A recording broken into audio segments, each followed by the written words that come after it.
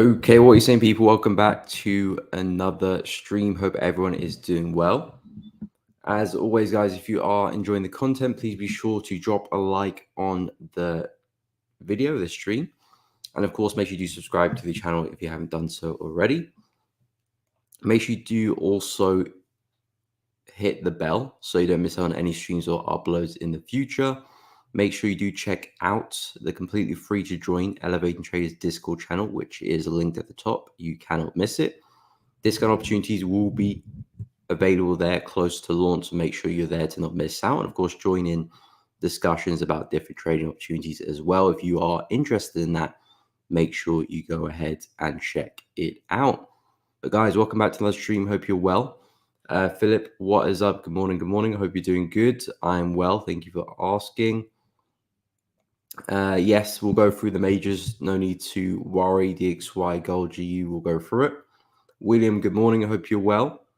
Euro USD got a buy from 1.101. Okay, we'll take a look at Euro, no problem. Vincent, good morning. Welcome to the stream. Short NZDJPY 89.8 yesterday. Okay, we'll take a look. I'm actually currently short as well. So it doubled up in that position. Does the price action suggest that it will retrace back to top? Yeah, we'll go into detail about that position. Brian, good morning. Hope you're well. Anis, as always, welcome to the stream. Hope you're doing good, bro. Look to sell some indices if I get the opportunity today. Okay, we'll go through the whole shebang. We'll start with the majors. We'll digress into a bit of yen, and then we'll go over some yen pairs. But hope everyone is doing well this Wednesday. I was about to say Wednesday afternoon, Wednesday morning. I mean, it might be afternoon for some people. But yeah, with the dollar, we did have another dive to the downside again yesterday. Very, very bearish candle. 3 consecutive bearish candles there. So everything's looking pretty bearish right now for dollar. We've been talking about pushing to the low here, which we're not very far away from anymore. We could probably end up at that area by the end of this week, potentially. So I wouldn't be surprised of that, but I kind of do expect to see a retracement now. 3 consecutive bearish candles there. I think we can at least see some retracement now, but I would still expect downside. So if we do see some bullish momentum for dollar, most likely just going to form a high somewhere and come back down. So if you're looking for any swing positions, I think shorts are still good on dollar, aka longs on the majors, longs on euro, longs on pound, maybe Aussie, New Zealand dollar as well. Of course, like shorts and dollar CADs is still the play for me. So I would be very much interested if dollar was to retrace back to this area. I feel like that would be a really nice opportunity for a continuation for dollar and a continuation for euro after a pullback. But nonetheless, I do still expect to see a push lower. So it's up to dollar. We could either keep falling and keep up this momentum, or we might find support somewhere, take a breather, push back up, maybe come back to resistance. And that could be a really nice opportunity on euro and pound if we see some necessary pullbacks there as well. But the idea is looking for more weakness. So if I go to euro, this one broke to the upside as well really nicely the past few days. It's been trending very, very well. I think we've come back into, we've just about come back into major resistance. So this was the target I was talking about this week. We smashed into that. I think there is a good possibility we do push back to the high over there. But I don't want to speak on that too much right now because there's a long, long way to go. And we still have to break through this resistance here first as well. But at this rate in time with that momentum that we're picking up on the weekly, I would not be surprised if we're going to end up at that area maybe in a couple of weeks' time. But for now, euro is back in resistance. I'm not so keen to look for buys anymore. I know there's a lot of bullish momentum with euro right now and dollar's very weak. So we could probably anticipate more of the same. But in terms of looking for a swing trade, not the best time to buy. So I wouldn't mind if euro was to see some downside here, purely because I'm looking for an opportunity to buy on a pullback. A retest of that high looks pretty good to me, or even a retest of the high there. Even a retest of this area looks pretty good to me as well, which I was mentioning yesterday. Either one of these 3 areas, as long as we don't kind of break through structure, which would be this swing low, because that is the low which gave us the high. So that is our new higher low. So as long as we don't break through this low, I'm still bullish and looking to take that higher. We could well break through, like I said, if dollar keeps falling today and we just make our way back down to 101, then there's probably a good chance that euro just kind of breaks through that high there as well. If that's the case, that's the case. Euro is just very, very bullish. But yeah, I'm only looking for buys. William, you said you're looking for buys from 1.101. 1.101. Okay, so that's more or less in this area here. So yeah, I'm looking for the buy from a similar place as well. I don't know if you're you're buying from there or you're looking for price to get there, but either which way, I feel like that's a really nice place for a buy. We're back into some structure now. We've got some support near us. So if you're really long from there, you can probably really be starting to trail or maybe lock in some gains. If you're looking to buy, then I think that's a really smart place for a pullback, especially with such a impulsive move as we saw yesterday. Coming back into the 50, 0.618, healthy areas for a pullback and expecting more upside. But now at some resistance. So we'll see what the next play is from euro. Do we pull back? Do we just break through? We'll have to wait and see. All I know is that I'm still looking for buys and possibly looking at targeting this high now. But again, I'll just trail stops and see how far I can take it. So yeah, more upside for euro. Pound USD also coming back into major resistance as well. So in the same boat, really, with pound as with euro, both very bullish on both currency pairs. However, now not the best time to buy them, at least from a swing perspective, because we're trading back now at daily resistance. But no need to fear, because I still do expect more upside back to the swing high up there around 1.31. So again, similar situation. I want to see a bit of a breather with pound. The only thing with pound is that I don't really have a concrete area to look to buy. Euro, the levels are pretty clear where I want to buy from. The high there, this high if we have a really deep pullback. So the areas I want to buy for euro are very, very clear, crystal clear. Pound USD, I was talking about this area this week, but we kind of left that area in the dust a little bit. So I don't think we'll have such a big pullback to come test that area. If we do, fantastic. I'll keep an eye out for it. But it might be a bit more shallow. It might come into some of these areas which are not quite doing it for me. So I wouldn't mind a breaking test of the high there for pound and then look for opportunities on the flip, because that's a bit more of a sensible place for a buy if the breakout is sufficient enough and the retest is sufficient enough. Anything else? I'm not too sure I'll be interested in. And again, pound and euro, very similar pairs anyway. So if I'm buying euro USD, there's no real need for me to go and try and buy pound anyway. So if euro pulls back, gives me a nice opportunity, I'll just focus on that. But pound, I'm looking at the same move pretty much and looking for a push into 1.31. So let me know if you guys are looking at similar moves there for euro and pound. I'll go through a couple more majors. We'll take a look at gold. We'll go over USD CHF, and I'll go take a look at some of the yen pairs. What's up, Tom? Welcome to the stream. Hope you're well. Yeah, I was watching pound CHF, but it kind of broke to the downside without the fake out I was looking for. So I stayed on the sidelines with it. But I still do expect more downside for pound CHF. If my analysis is correct, there's still a long way to go. What's up, Synthway? Welcome to the stream. Hope you're well. Okay, wait for price to get there. Okay, nice. Yeah, I'm in the same boat as you then, William. Looking for GJ sells as well. Nice. Okay, let me go through gold and dollar CHF, then we'll move on to some yen. So with gold, we did see a bit of downside yesterday, which was a bit interesting because all the other dollar majors were very bullish. Euro, pound, Aussie, New Zealand dollar, all broke very much to the upside, but gold for some reason shot down in the afternoon. And it's testing an interesting area. I don't think this is, this is more like an hourly 30-minute level, which does look good because we did reject it multiple times. So now it will be turned support. I'm still very much waiting for this 4-hour level to be tested. That was the area I was talking about coming into the week. And if we can get there, fantastic. I still like the buys from there.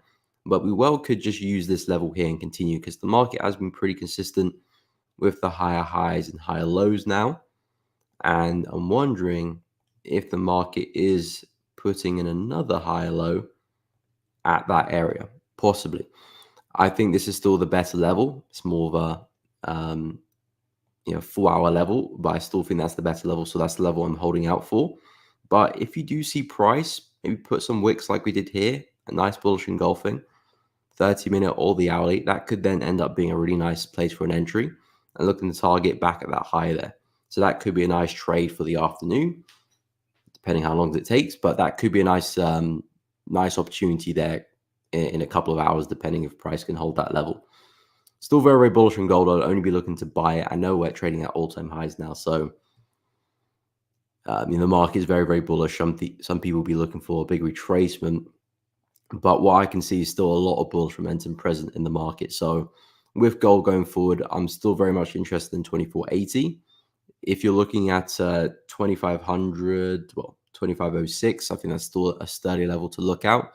I wouldn't say entries are looking good just yet, but we're in the area, so let's see if price can react. If not, if we do break through, then we do have 2480 below anyway. But the play is still looking for buys. I think as long as price stays above 2480, which is this level here, I am definitely long bias on gold. Break through that, not necessarily short bias, but I probably won't be looking at longs as much anymore. So yeah, that's with me with gold. Still very bullish, expecting more upside. Of course, there isn't a particular level I'm aiming for because of us at all-time highs, but I just generally think the trend is still alive and well and probably going to continue anyway. So maybe 25.50 is our next bet, which is around there. So that is where I'm at with gold. Dollar CHF, expecting more downside. This one broke very, very well to the downside. Of course, using that dollar weakness to its advantage. I think CHF was a little bit strong as well. So this one had a nice dive. But I've been talking about dollar Swiss coming back into the lows down here, which is around 0.83500.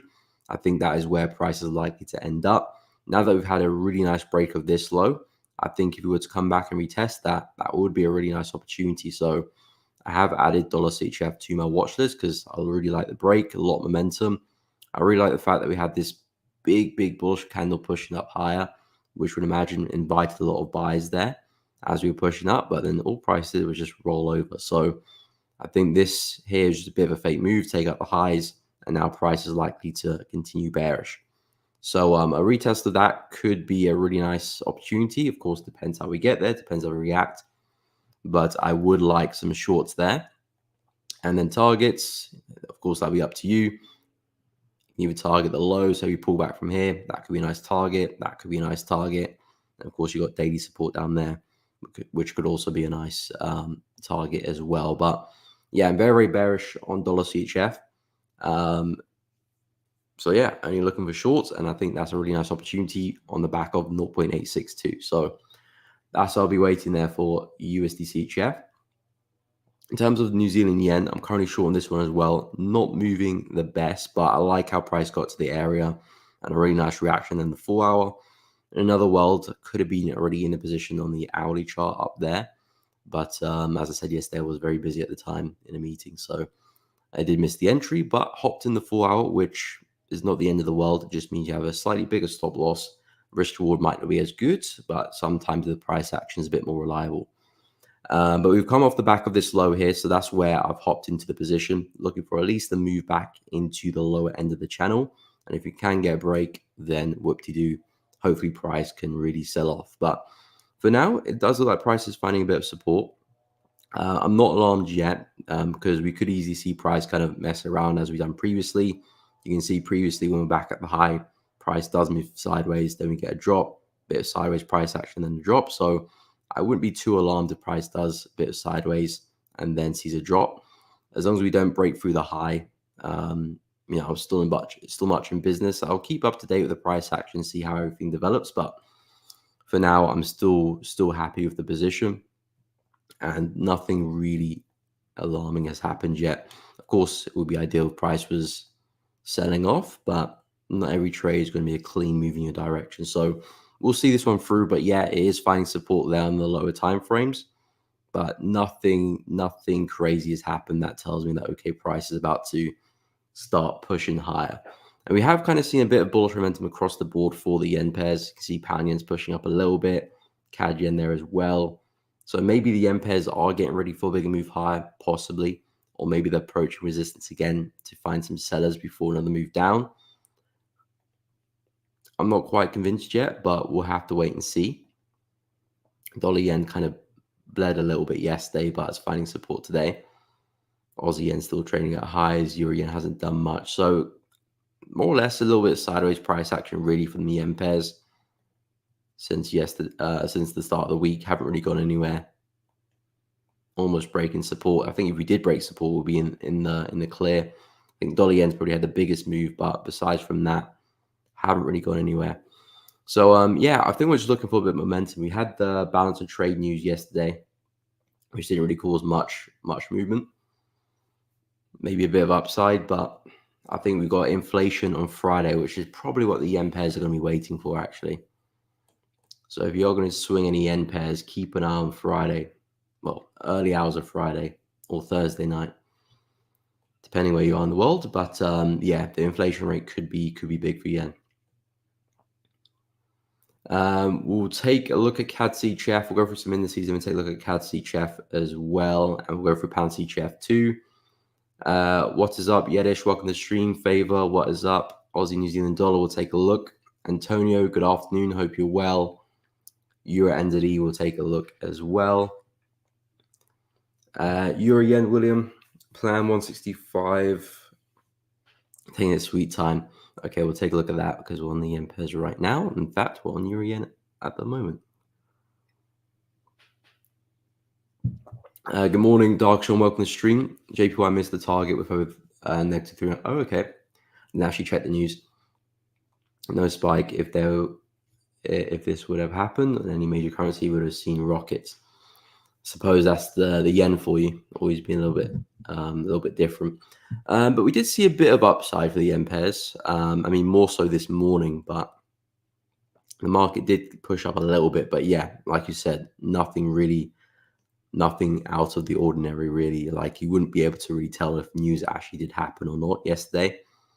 Maybe if you're on the lower time frames, maybe there might have been some wicks around, but even the hourly chart looks pretty calm. But yeah, for Euro yen, you talked about 165. You've been mentioning that level for quite some time now, and yeah, it is taking its sweet time. I still like that 165 area as well. But yeah, it is taking its time to get up there. It's still a bit maybe on its path there. So I think patience is the key word here, because the worst situation would be jumping into a trade that you didn't plan for just because you might miss out on the move. So I think holding out for Euro yen would be the smart move to do. And if it does get there, then of course, do what you need to do. Look for your trades, look for your entry triggers, and get involved. But I still do like Euro yen at 165. Of course, it's not close there yet, but if it does gradually move up there and keep up this correct behavior, I think that's still going to be a nice opportunity later on. I was going to say later on this week, but I'm not too sure if we get there this week. Still might take its time.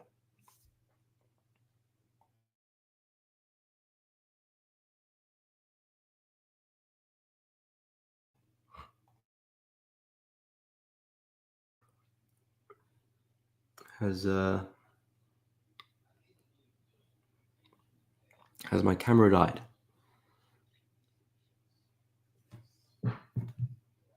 It looks to be. Okay, let me have a look see.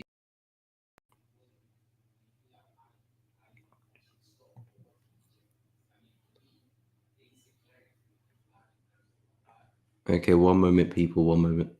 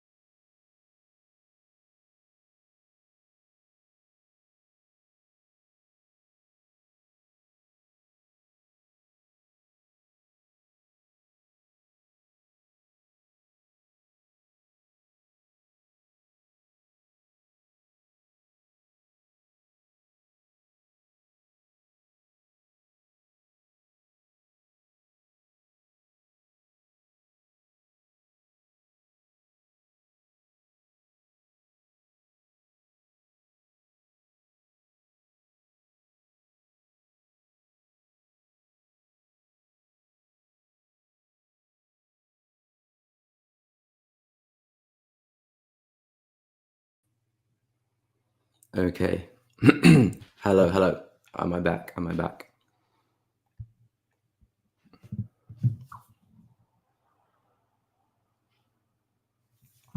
Okay, I think I am back. Sorry about that. I don't know what happened. My camera just shut off for some reason. I thought it died, but it's got full battery. So I had no idea why my camera did that. But yes, hopefully everyone can hear me well and see me. Anywho, we'll get back into it. Apologies for that, people. Okay, so where was I? I was talking about Euro Yen. I said I'll go through CAD CHF, some of the indices. We'll take a look at UNSD as well. Green more on gold, just waiting for a deeper pullback. Let's see if FMC minute. Oh yeah, I forgot about FMC today. Yeah, FMC minutes doesn't normally do too much. Of course, it's normally the interest rate decision when that is decided. That's when we see the fireworks happen. Sometimes FMC minutes might cause a bit of movement depending on the on what is said, but I don't expect too much from FMC minutes, but we'll see. But yeah, I'm looking for that deeper pullback in gold, so have to be patient. Anyway, we'll go through some indices. So I haven't actually kept up to date with indices. Again, I don't really trade indices, so most of the time I'm looking at them is on the stream. So yeah, they did break higher. That was a couple of days ago. But they are looking like they're running out of juice. Now I'm very bullish on the indices, so if I was looking to swing the indices, it would still be very much looking for buy opportunities across the boards, Nas, Dow Jones, S&P. But I can see that they are struggling and it may be time for some retracement. On the hourly chart, it looks like they're forming a lower high over here.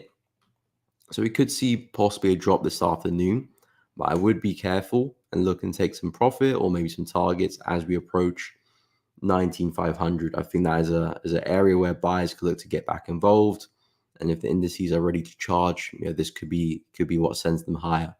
So shorts obviously will be slightly a bit aggressive given the condition of the market, but of course, you know your strategy well, you know what you're looking to do here.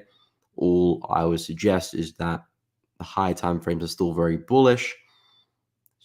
Strong chance the bigger move is probably still to the upside for Nas, for S&P, for US 30. So if you're looking for a shorter term move, should be in the money for that. But I would expect the buyers to kick back in at some point and try and take price higher. And that's the same outlook for S&P as well. I like the fact that we have kind of broken to the downside and we're using some price support over here on the left, which is now return resistance, kind of using that to our advantage. Could sell off, but then again, as we approach these areas, could see buyers kick back in. So that's kind of how I'm looking to tackle the indices. Yeah, US 30, similar boat as well. But I think S&P and NAS look a little bit better. But yeah, very, very bullish on the indices going forward. But maybe it's time for a bit of retracement beforehand. Okay, cheers, guys, for letting me know. In Keba, welcome to the stream. Hope you're good. Hello, hello, hello. What's up, Casperia? Welcome to the stream. Buy or sell? That's a good one. Had a few of those recently. Okay, so we'll go through CAD CHF. Take a look at pound as well. So pound CHF did break to the downside. We were rejecting this level here. And I said I was looking for price to stab higher before I do get the short. Of course, in hindsight, we can see that did not happen. So unfortunately, I did stay out the market. But nothing to worry, because if I do get the swing I'm looking for, a long way down. So me getting in right at the top isn't the end of the world. I'm not quite sold on the retest of this area. I do like catching retest of ranges, but this is a bit on the small side for me, so I'm not too sure if I'll be up for that. But if we can start to create some lower lows and lower highs, I will be interested to find somewhere to short, get involved, and see how far I can take the trade. Possibly we can ride it to the swing low there, but we'll see. But again, the idea with pound CHF is that we formed a lower high over there, smash straight through the swing low, create a new one, looking at the lower high, and expecting us to eventually end up back at that low. So The plan is to try and find a short opportunity on the way down somewhere where we can get a decent stop loss above the high, or a high, and try and ride it back to the swing low. So that still remains the plan. We've seen a nice breakout. I'll give pound CHF that, but let's see if we can maintain that bearish structure and start putting in some lower lows and lower highs. And then I'll be expecting a push into 1.078. So pound CHF is looking okay. CAD CHF, nice move to the downside there as well. This one I'm not as big a fan of, just because we're at all-time lows with CAD CHF. So there's always that possibility that we could be having that bigger correction, because if you zoom out, every time the market does create all-time lows, we do get a big move up. All-time lows, that could be happening. All-time lows, push up, push up. So of course, it may be shorter term, but I just don't like it when price takes the all-time lows and I'm still looking to short, especially in FX.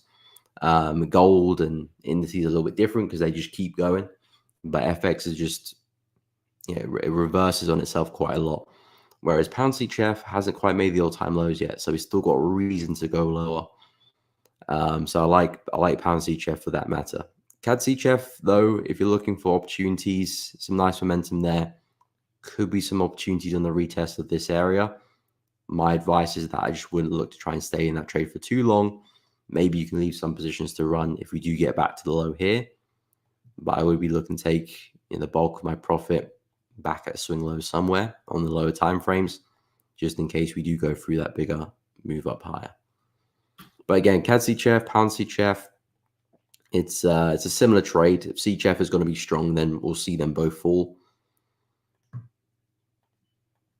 because CHF is the dominant currency here, like yen is the dominant currency with the yen pairs and USD with the dollar pairs. So we'll probably see similar moves, but yeah, I just prefer pound CHF. The price action looks a bit better, and where we're positioned is a little bit better as well.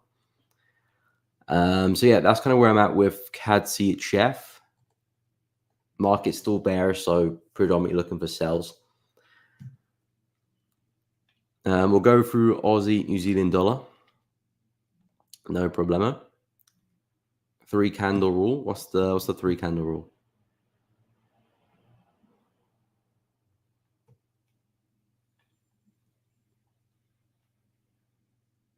Could continue to the downside. Which pair are you talking about, Darkshon? Are you talking about the yen? I'll go through Aussie, New Zealand dollar whilst we're at it. So yeah, this one did see some nice downside past couple of days. I said some shorts would be looking good if we were to return back to the high.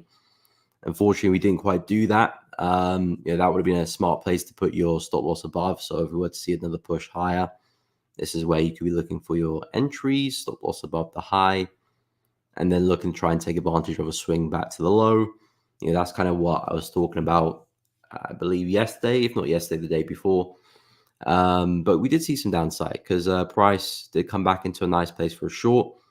As I said with Aussie, New Zealand dollar as well, high time frames, I don't really have a clear-cut bias with them because we're just very, very sideways. So it's difficult to work out what price is doing.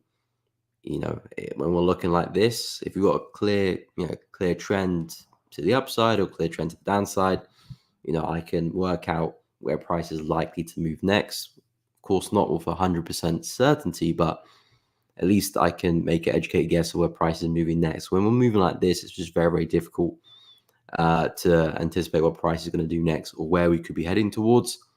So I like to, if I'm going to take a trade in these conditions, I like just to be in and out very, very quickly. So when I suggested shorts up here, I said the idea was to try and take a trade up there and then take most of your profit by here. And if you want to, you can maybe leave some positions to run to see if we can get back to the low.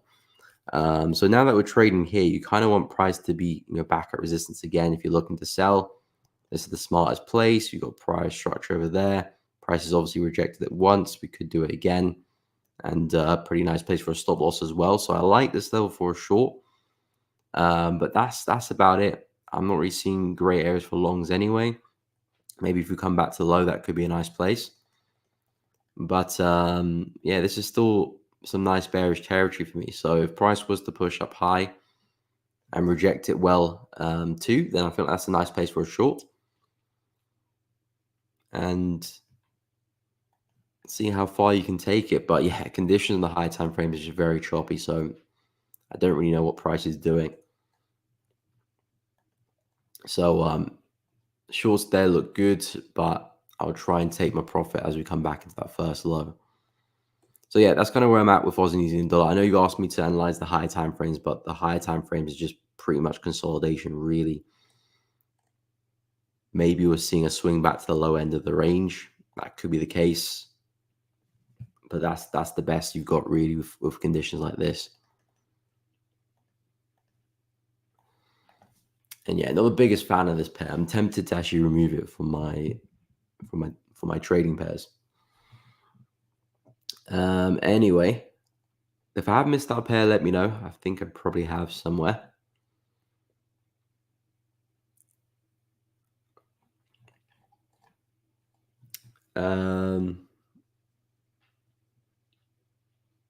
GCH.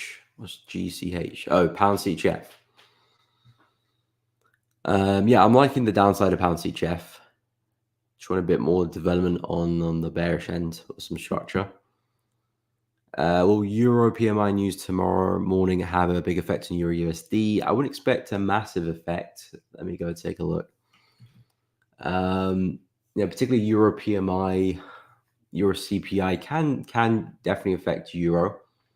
So yeah, we've got Euro PMI at 9 a.m. So yeah, we could probably see a bit of movement off the back of that. I don't expect anything too crazy. I think you said you're trading Euro USD, so you're probably wondering from that regard. Yeah, you probably will see Euro USD move a bit. But I don't think it's anything too critical like an NFP or like a Fed interest rate or maybe a USD CPI. You know, those are the bigger events that cause pretty big moves. Euro PMI, you might get 10, 20, 30 pips maybe, which isn't that big of a deal. But yeah, you will see a bit of movement. Got pound PMI straight after as well. Of course, that's on average. Sometimes PMI can cause a pretty big move. Yeah, the market is full of surprises. So yeah, sometimes PMI can cause a big movement, but most of the time it's just very average. FX Wolf, good morning. Hope you are well. Welcome to the stream. Gold, okay. We'll take a look. Yen pair's moving like a demon. I know they're not playing ball. They are not playing ball right now. I need to see some bearish momentum. Thoughts on gold? I'm afraid to take any trades on gold whenever it hits a new all-time high. Yeah, I mean, it makes sense to be fair. I don't really like taking trades at all-time highs or all-time lows anyway. I think gold is my own exception because I understand that gold, for multitude of reasons, tends to head higher anyway. It's not like an FX pair. When we create a high, we normally come straight back down, or create a low, we come straight back up. Gold does that to an extent, but it normally keeps pushing up higher anyway. So I'm not too afraid of taking buys on gold. I'm not too afraid of taking buys on gold at all-time highs. But if this was an FX pair, I probably would hold back, to be honest. If this was like Euro USD, I would definitely hold back. But gold's got a lot of reasons why it's heading higher. And there's still a lot of momentum, especially in the higher time frames. If I flick to the monthly chart, we broke out early this year and we just kind of kept that bullish momentum going. So even the weekly as well, we kind of kept that momentum going as well. So for me, higher time frames are still very, very bullish. So I don't mind taking buys here. But yeah, in FX, it's not always the best idea trying to buy or sell pairs when we create all-time highs, all-time lows. So I think you being afraid is correct, but gold for me is the exception. But in terms of my analysis, it's pretty simple. We created a lovely level of resistance last week and the week before that. We created some lovely resistance there, respected a few times. We've now broken through that pretty impulsively. We're yet to come back for a solid retest here in the 4 hour. So my anticipation is that market's going to come back and retest this level, I'll look for my entry triggers and then anticipate the market to continue higher. The trend is very much bullish on all the higher time frames. So I know I've got wind in my sails from the higher time frames. I know the higher time frame is backing my bias. So all I'm looking to do is find a good place for an entry, which for me would be this area. Look to see how we get there, how we reject. If things look good, so I'll look for entries. And yeah, I'll be trading my stop loss to see how far I can take it. I've marked out 25.50 as an area where price could be attracted towards, because again, these are all-time highs. So we don't really have much price action to work with. So I'm kind of looking at some psychological levels on the right as areas the market could get to. We've already smashed 2,500. So the next cycle level I would say is 25.50. And then maybe you can talk about 2,600 up there as well if the market is very bullish. But yeah, that's kind of where I'm at with gold. Silver as well, similar boat too. We did break the high. I mean, we're not as bullish as gold, but now that we have broken through the high, I would definitely say that silver is bullish, and I'm now looking to buy it. There are some areas I've been talking about. I did see a retest of this could look good. I just want to see a bit more upside before we do get that retest. But yeah, I'm looking for buyers on silver as well. And I do think we are going to slowly make our way back to the high at 32.33. So I'm keeping a close eye on both of them. No, I'm not in gold buys at the moment, but I'm looking to buy. I put this this risk reward tool up for people looking to buy in the lower time frames. This is not my entry. Because I said this is also a nice level to buy from on the hourly chart. A lot of resistance there. Looks like price is stalling. So this could be a nice little buy there on the lower time frames. I would still wait for some rejection, because at the moment we're kind of looking like a doji.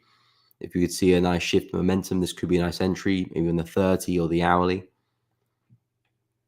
But I much prefer the 2480 level on the 4H. So that's where I'm waiting for, but we'll see how things develop, because maybe we do use that as support and continue higher. But yeah, very, very bullish on gold, very, very bullish on silver. Yeah, yen pairs are still looking at a little bit bullish at the moment, still trying to fight higher. Currently shorting NJ at the moment. You can see we're looking a little bit bullish there. I wouldn't say it's panic stations just yet, but we'll have to see how things go, because we had a really nice shift from the high. This could be price taking a breather before we do see a follow through. I've got a feeling that yen pairs might be waiting for inflation inflation on Friday. I think that is early hours of Friday morning. Yeah, 12:30 in the morning. Expected to go up. So we'll see how that affects yen. At the moment, yen is a bit weak. How are we looking at the Japanese index? Is that pushing up, pushing down? Bit of both, really. Kind of a bit sideways. Been ranging in the past couple of days.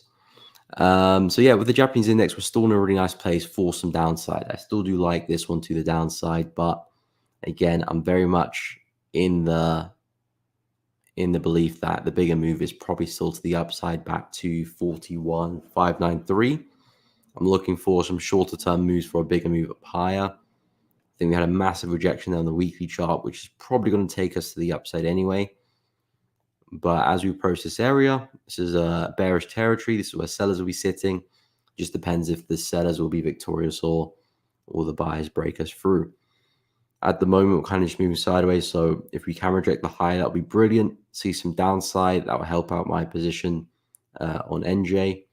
And we'll see how far we can take it. It might just be a little move back to the low before price does push up. If that's the case, I will monitor the position and manage accordingly. But yeah, the yen pairs might want to have a bigger pullback. There are still some areas higher up which we could be looking to go and test. UJ, I have talked about this area here. We didn't come and test. Euro yen, we talked about that area. Aussie yen, we have talked about this area here. We just about missed down it. GJ have talked about this area, which we're very, very far away from. So we could still be pulling back to those areas. If we do, probably find some better shorts. So we'll keep an eye on that. But for now, we'll see what the Japanese index does. But we're probably just waiting for the news on Friday anyway. So it might be a kind of a slow Wednesday, and maybe a slow Thursday as well. But besides from the yen pairs, I do still like the dollar pairs. Just that we've had such a bullish couple of days, so it's difficult. I need to wait for some pullbacks for these guys before I do find any opportunities. Dollar CAD is pretty much at my target 1.36, so I'm no longer really interested in that one. New Zealand dollar and Aussie dollar kind of just don't like them at all, really. And again, it stems from the higher time frames, because what are we doing here on the weekly chart? I don't know. I do not know. And again, I don't try to force a bias or try to come up with a narrative of what I expect the market to do. If it's not clear, then I stay away, because I already trade quite a few markets. So if a market to me is not looking clear, almost always there's always a market that is looking clear, that is looking like it can present a nice opportunity. So there's no point in me to try and waste my time and try and create something where there's nothing. And that's the same thing with New Zealand dollar as well. Just not a big fan of the price action. In fact, this one's back at resistance. But yeah, because I'm naturally bearish on dollar, I would anticipate them to push higher, but I wouldn't be looking at opportunities. I think for now, out of dollar pairs, euro looks good for longs if it can pull back. Pound looks good for longs if it can pull back or break and retest. Dollar CHF looks good for shorts if it can pull back. And gold and silver as well. Yeah, that's kind of where I'm at with the USD pairs. What is up, the Golf Row? Welcome to the stream. Long time no see. Long time no see.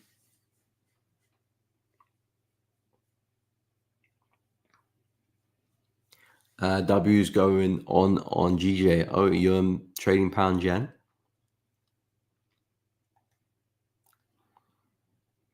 What are you looking out for? What are you doing with pound yen?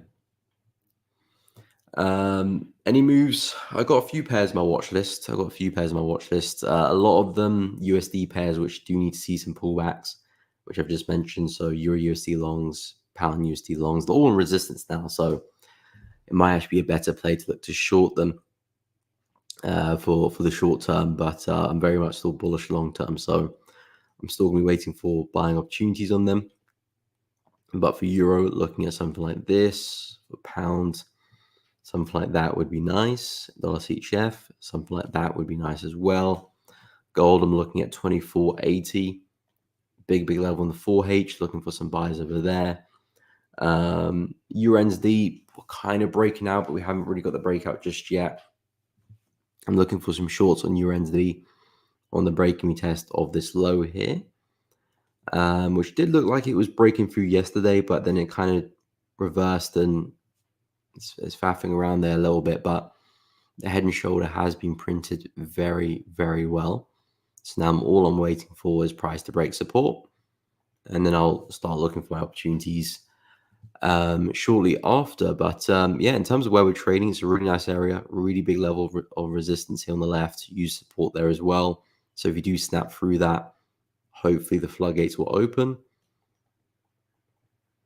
and the market will make its move back to support. And that's the move I'm trying to take advantage of. So I do like USD. It was actually the bonus pair I had on my weekly analysis. So I do like it, but I just need to see it break support, and then I'll be looking at it more closely, because at the moment there's nothing for me to do.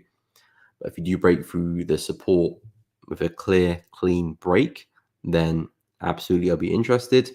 Pound NZD, I do like this one as well, but again, same predicament. I need it to break through the low, then I'll be interested on some shorts on the retest, something like this. Find the high, catch some shorts over there, because I'm looking for a big move to the downside for pound NZD. I've had a lovely move up. Now I'm looking for lower lows and lower highs on the way down. We've come into a massive Swing high over here. This was actually from COVID. Big spike into that area, big rejection. Now we're doing the same thing again as well. So I'm looking for a lot of downside there for pound NZD. Looking for some opportunities on the downside. Nothing yet. Euro Aussie I like, pound Aussie I like as well. I just need these guys to be a bit more bearish, and then I'll look for my retests, retracements. I mean, actually, Euro Aussie's not bad. Euro Aussie's not bad. It'll be a bit better. It was a little bit more bearish, but I can see a reaction there. But I wouldn't be too surprised if we have a bigger push to keep up with the pattern here. High, high, another one. Maybe retesting this low here, and then the short. But either which way, I'm looking at downside there. So I feel like I'll be adding these pairs to my watch list very, very soon. Pound Aussie shorts, Euro Aussie shorts, pound NZD shorts, USD shorts. And again, I'm not looking to trade all of them, just seeing which is moving the best or which is giving me the best opportunity. But I'll be adding them to my watch list soon. CAD pairs I'm not really interested in. Yeah. And CHF, I still do like pound, so keeping an eye on that one. Chisanga, welcome to the stream. Hope you're well. How's your day? It's going good so far. Still pretty early to judge the day, but it's gone pretty well so far. Thoughts on GU Gold and FOMC? Yeah, so with the FOMC minutes later on, again, like I said, I'm not expecting too much with the minutes. It's not like we're actually having the actual interest rate decision. We had that not too long ago, so the minutes can affect the market depending on what I said. It could affect it a lot, could affect it a little bit, and could have actually no effect as well. So I'm very much open-minded to see what happens with the minutes. I know I'm very bearish on the USD, purely from a technical standpoint, but it looks just very, very good to the downside. So I'm very, very bearish on dollar going forward. In fact, if the FOMC minutes does cause some upside for USD, for me, that is just a really good opportunity to start looking to short it and take it back down again. Of course, looking to maybe buy euro or buy pound, depends which one looks the better. But if the FOMC minutes this afternoon causes USD to rocket, I think maybe early hours of tomorrow, come London session, there could be some really nice shorts or longs on some of the dollar crosses to take advantage of. So I kind of want the FOMC to be bullish for USD so I can short it later on. But looking at the DXY, I'm looking at a push back into 101 or 100.8, roughly that area. So I do think there is still more room to the downside. I think we're likely to get there anyway. It's just, will the market take a dive now this afternoon and fall, or will we push up first? Push up first means opportunity. If we don't, we should keep falling. Maybe I miss out on that move. So yeah, that's kind of where I'm at with USD. So looking at that in terms of GU, I'm expecting more upside. I've touched upon this high here. That's what I'm looking for price to get to. You can see price is starting to continue in this bullish manner now. I mean, it's being very choppy, but the bullish trend is taking shape. So I'm expecting us to get back to that swing high there. So pound USD, I still favor more upside, which also plays into that bearish bias on USD. And gold as well, I do favor more upside. I mean, so all-time highs now. So it's already very bullish, but I do expect that to continue. We've broken through a really big level here, 2480. If we can get a solid retest of that, I would anticipate gold just to keep pushing up higher anyway. And again, that plays into the idea of more USD weakness as well. So yeah, in my book, short dollar, buy GU, buy gold. Of course, not blindly. Wait for your setups, but that's very much the play.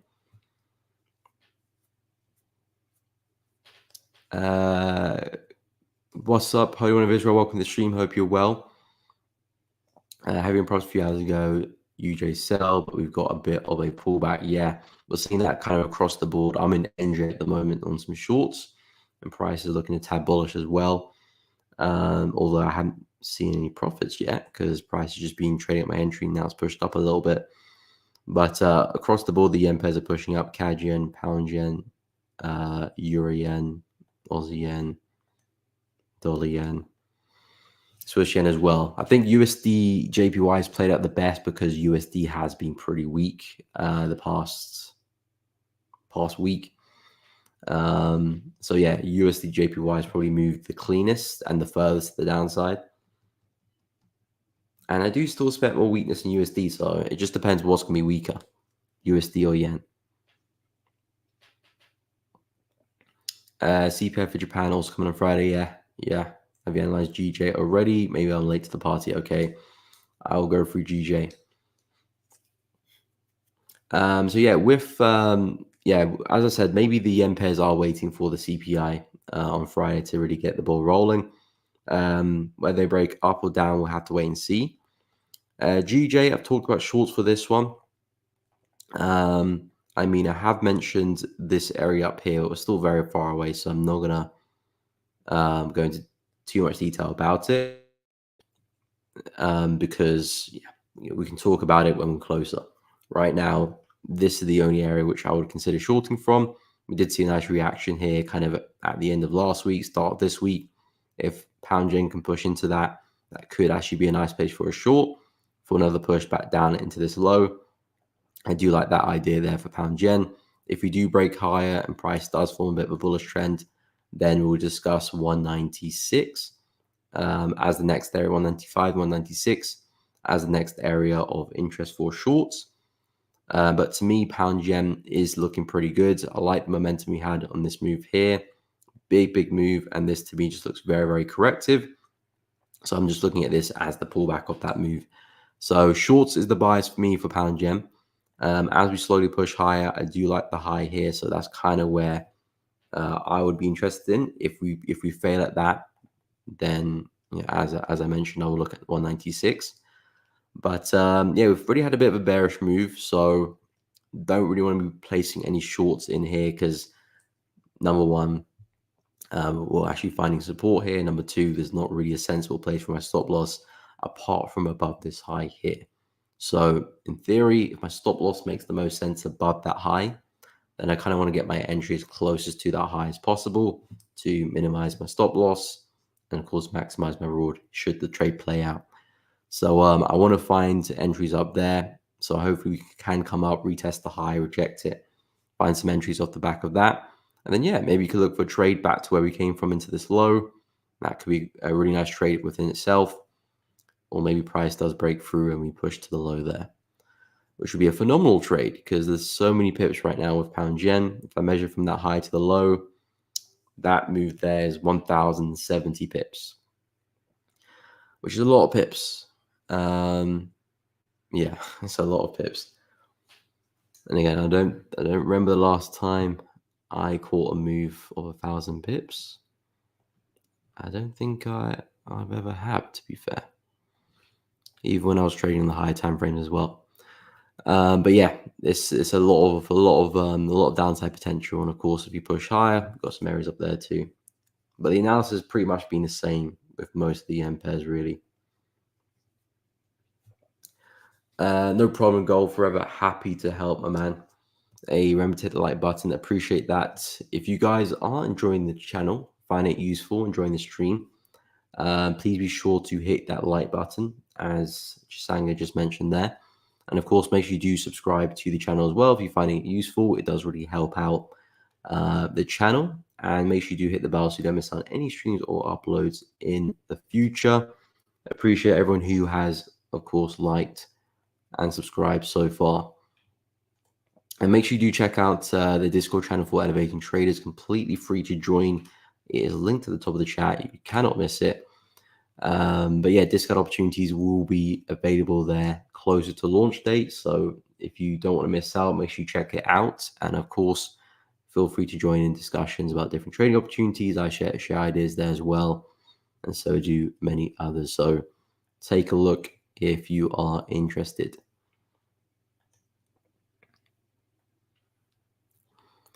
But yeah, the thing with the yen pairs is I do think the market maybe getting ready for a big move up higher. So with my ANZ JPY short, I'm kind of in the thought process of, is that the right word? No. In the thinking of that I'm shorting New Zealand yen for the short term, and I'm prepared for New Zealand yen to be bullish in the long term. Because I've got a feeling that the Japanese index is just going to push up higher. As I mentioned previously, I do think this is just going to push back to its highs. So if this does push back to the highs, then that will take the yen pairs with it. Not necessarily now, as in we break high now, although we could do.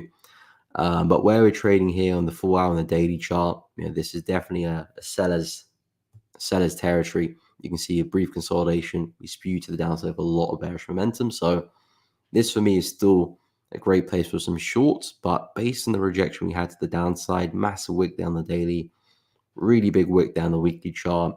Yes, last week's candle closed very bullish as well. I do think this sell-off here was a little bit out of character, and we might be seeing prices kind of continue in this overall direction, which is still very much to the upside. If we zoom out, look at the bigger picture, the market has been pushing higher. So the odds are that we continue to the upside anyway, regardless. But yeah, based on this move here being so aggressive and such a big wick rejection, I do think we're going to push back to the high anyway. So the shorts I'm in for ends the JPY. I'm kind of looking at it short term. So I want to be a bit more aggressive with my management there.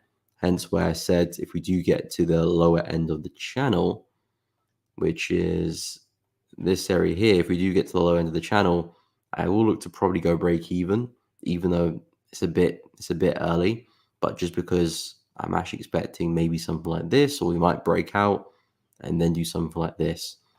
I don't think we come back to the lows there. Of course, I could be wrong, but I'm looking at the Japanese index. I'm looking at the other indices as well.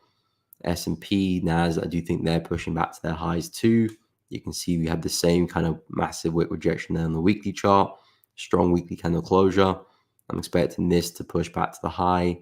If you look at US 30, massive wick to the downside, strong candle closure. I think that's going to see some new highs pretty soon.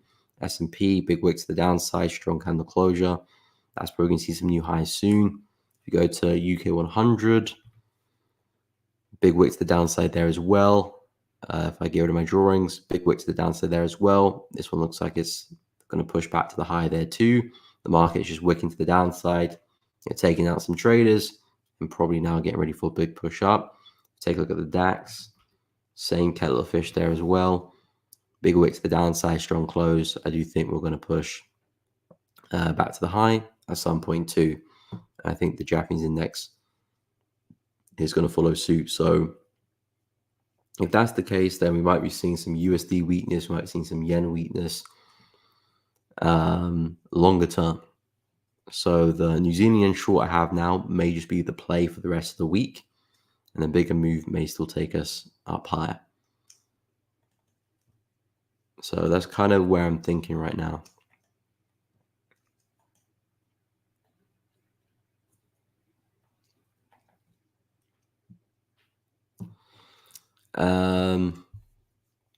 UJ on the monthly is telling me to buy a short-term sell. I'm no longer going to the low. If it goes back to the last night's low, I can at least bet 1K as I was there yesterday night. Yeah, I think that's the best way to play it. A bit shorter term. You can always leave positions to run. You can always leave positions to run and trail that position as well. Because again, this is all analysis. It's all probability. So, we could be wrong. Maybe the price does drop to the low. So yeah, I think it's a good idea to maybe leave a small position to run, but I think your bulk, your profits should be taken a little bit sooner, just because everything is pointing that maybe the bigger move still may be to the upside. So that tells me that yen pairs may still want to see upside. USD pairs may still want to be upside, as show upside, which they kind of are doing right now.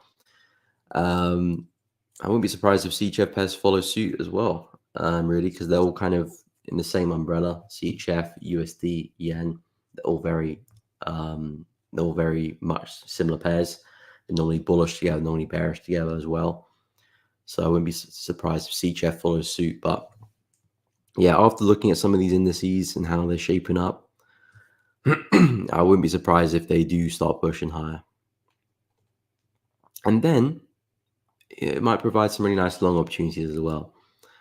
So I'll keep an eye out for that. But that's the thing with trading. You could be bearish 1 minute, things are looking good, and then things change and you become bullish and you take a really nice buy. I think the thing is not to be so fixated on a bias, because especially in FX anyway, things can change very, very quickly. Of course, with like gold or indices, their natural trajectory is to the upside. So if you're a longer term player of the market, you're most always going to be bullish. Maybe in certain climates you'll be bearish for some time, but the overall direction is very much up. We've always made new all-time highs. In FX, we don't. We kind of mess around a lot, and some FX pairs don't really have a direction at all. If I go to a pair like USD, if I scale all the way to the quarterly time frame, I don't think this really has a direction. So this is the quarterly time frame. Every candlestick represents 3 months. Where's the direction there for USD? There isn't none, apart from sideways. So in a condition like this, you may be looking to change your bias more than you expected, because things can change very quickly. We could be moving up very nicely, but then we hit a level and we start trending back down again. Whereas indices, just always moving up, really. S&P always moving up. So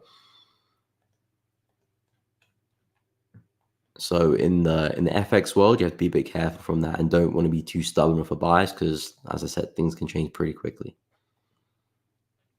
And speaking of USD, I covered it on the quarterly, but I wouldn't imagine you are looking to trade on the quarterly. With USD, I actually like it to the downside. We've hit a big level on the weekly, daily chart. So I do think price is getting ready to turn. I've pointed out this massive wick here, taking that across. I do think we can see some downside and take it lower. But at the moment, price is finding it really hard to break through this support, which also aligns pretty well with that resistance there as well. So we're kind of just bouncing on that area. But the move I'm interested for USD is very much firmly to the downside. I'm looking for a push back into that lower 1.74. So what I'm waiting for USD is price to break lower, break through that zone there.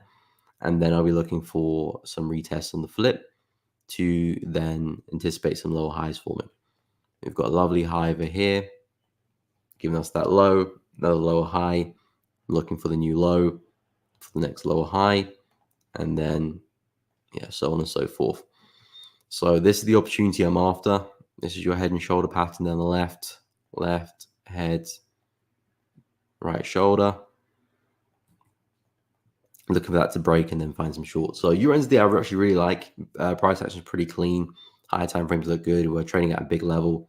So from a direction perspective, from a location perspective, we're trading at some nice heights as well. So I do really like USD. It's just I need to find the opportunity, which would look something like that. Sunny, what is up?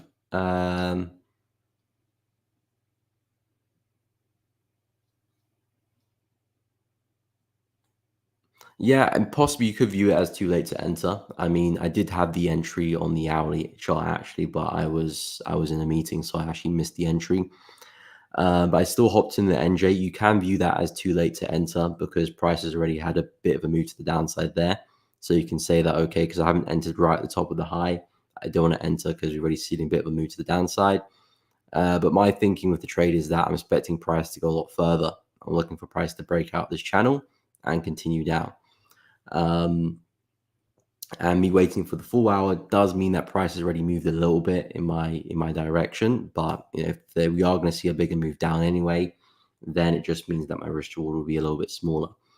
But yeah, you can definitely say that, okay, price has already had a bit of a reaction. We pushed roughly to the middle of that channel. So maybe I don't want to find an entry here anymore, or maybe wait for it to push back into the high. You can definitely say that as well. I mean, that was the original plan I had. I was looking to take an entry on that rejection there, but I was meeting the time. So I was waiting for the 4 hour, and it just happened to be that the next 4 hour candle that I would enter on was pretty big. So it took me into the middle there. But yeah, it depends how you look at the market, because sometimes you get into a position which means your risk reward is a little bit not as big. But if it still plays out, still money in the pocket at the end of the day. Other times it might mean that you miss out on a trade. Other times it might mean that that the trade might not have played out anyway. So it's a yes or no. If you don't want to enter because it's too big, it's a reasonable decision to make. It just means that your risk will be skewed. But it depends. It depends on what the market does. Because if it does see move to the low end of the channel, I will be looking to manage the trade anyway, which was the original plan.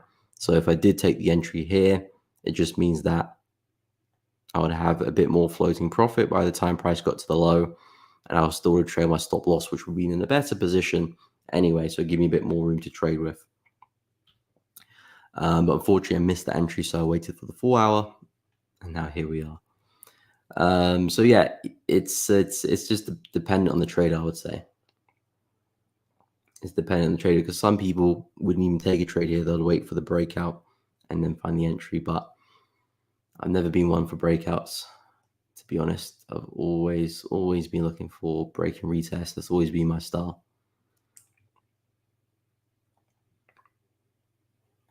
But in an ideal world, yes, I would have liked to have entered higher up, because then that will let me have a bit more room with my stop loss with trailing. And of course, I've already been, probably coming close to my entry, but already been floating some profit as well. So ideally, yes, I would like to be higher up. But it's not far down enough to scare me off the trade. Harry, can you take a look at Euro? Yeah, I mean, with Euro, it's just been so bullish. It's flown to the upside. I still do think there is more to come, especially if USD is going to keep selling off. I've pointed out the high here at 1.12. I've got a feeling that's probably where price is pushing into. We've seen a really nice bowl shape pattern here. Market's gone from making lower lows, now higher lows. And from my experience, bowl shape patterns have a pretty good success rate and normally do create some nice trends once the pattern is all said and done with. So I think there's a good chance we do get to the high. At the moment, we're trading at this high right now. So I'm looking to see if maybe this might reject price and send price down, because my thinking is I'm looking for the next higher low, but a high over there, low over there, high over there, low over there, high over there, low. Of course, new highs being created. So the plan is to look for the next pullback afterwards, find a new higher low, and see if I can take it back to the high, and maybe back to the weekly high over there as well. Best case scenario.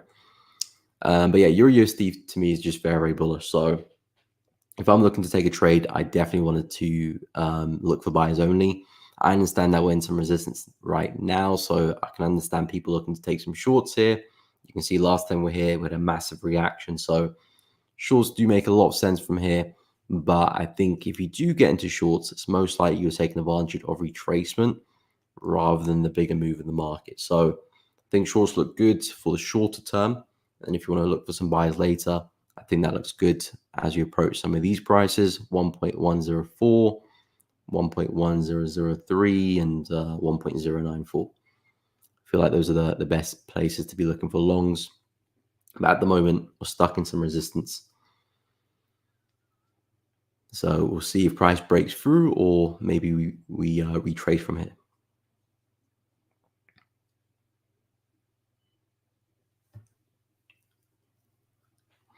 So you really have to let the trade breathe. Have another way to trade, but really wild.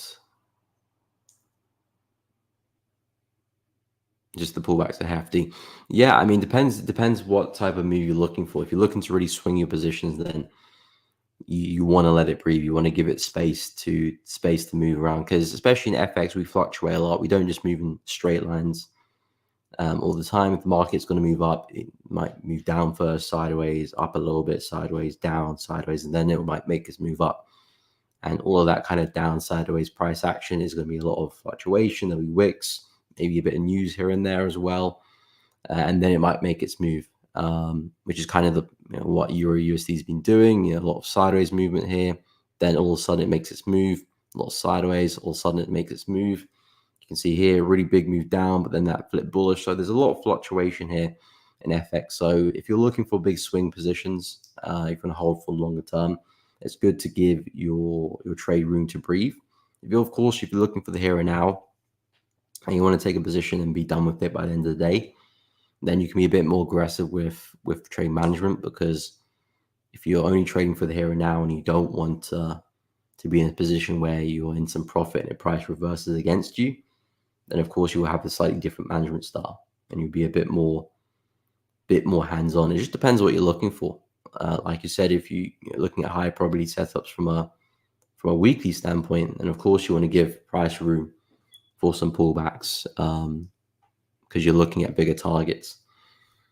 But I know there will be a range of traders on the stream. Some people who are looking to get in and out of trades pretty quickly. Some people looking to hold trades for as long as possible. It just depends what you're looking for, really.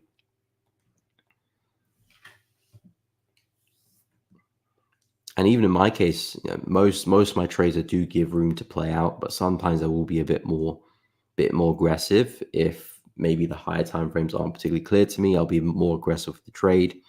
Or if I think I'm taking advantage of a retracement rather than a continuation, I'll be more aggressive with the trade as well, because I'm well aware that the higher time frame still might want to push up or push down. So if I'm taking a trade in the opposite direction, I want to be a bit more hands-on anyway. But if I'm pro trend and pro higher time frames, then I can be a bit more lenient, give that bit more room, because I'm expecting the daily, the weekly to follow that direction. Eric, what is up? Euro pound long based on daily level, pound NZD, or pound NZD also at key daily level for longs. Okay, I'll take a look at Euro pound. Euro pound, I don't mind longs. Really had a bit of a balance anyway, because 0.85 is a really big level, which I think is the level you're mentioning. So we got a big level here, 0.85. You can see lovely test over there, second, third, brief fourth, and also fifth if you count that as resistance as well. So we've seen price really respect that level. We haven't quite come into that area just yet. It would be nice if price was to have one more little sell-off, and that could be your buy there, really lining up with the 0.85 mark there as well. I've talked about this kind of flag pattern here. We've seen a nice move down. Let's see if we can get pushed back into the lower end of things, and then hopefully use that to our advantage for a buy back up. Possibly taking it back into this high or this high or this high. Depends how far you want to push the trade. But yeah, I do like Euro pound longs. Again, I'm not too sure how far we go. I think again with this one, it's a bit more.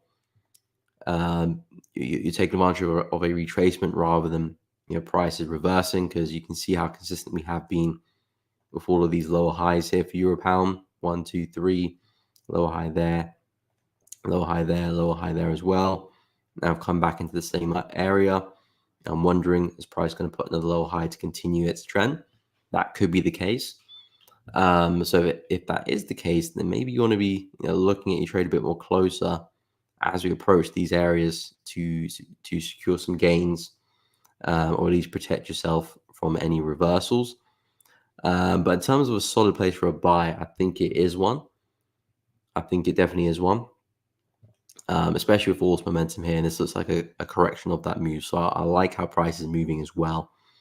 It's just if we can get to 0.85, reject that could end up being a nice little trade there. So I like Euro pound to the upside.